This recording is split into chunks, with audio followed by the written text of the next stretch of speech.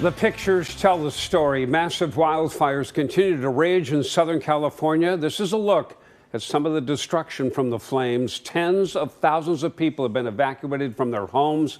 More still under evacuation warnings, and at least 5 people are dead. It is 6 o'clock. I'm Jeff Giannolo. And I'm Elizabeth Din. So now Oregon fighters from here answering the call to help battle those devastating wildfires.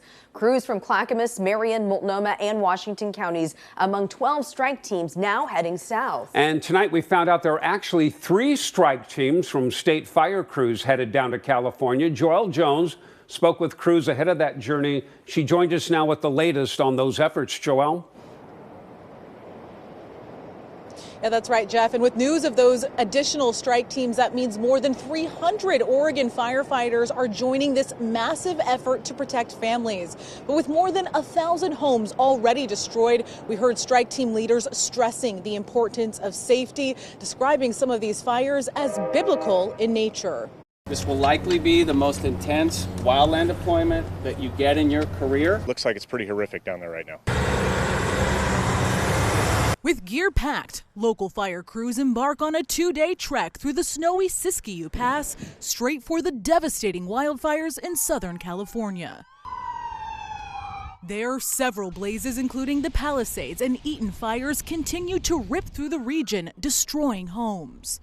The individuals here that are representing the Portland Fire, Port Fire, and Gresham that are going, they're in for it. In Washington County, another task force, including Forest Grove and Tualatin Valley firefighters, also rolls out. We're going to be challenged with some light flashy fuels, winds that we don't see up here too often, right? Sustained winds at 100 miles an hour in some areas down there. So it is going to be pretty treacherous conditions for us. 2 of 12 strike teams dispatched by the state fire marshal this morning, comprised of 240 firefighters and 60 engines.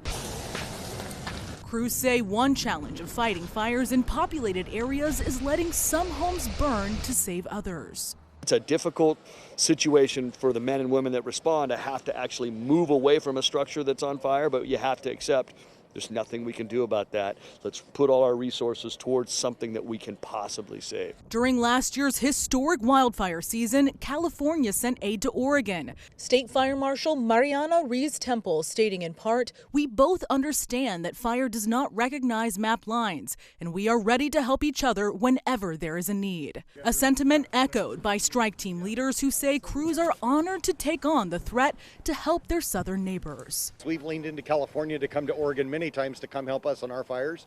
We've been able to help them in the past, and we're standing ready to jump in these rigs and head down there today and go return the favor. And the firefighters are heading into a rough road. We're told by fire officials that these crews could be on 12-hour days for up to 2 weeks, with calls for replacements if needed. Reporting live in downtown Portland, I'm Joelle Jones, KOIN 6 News.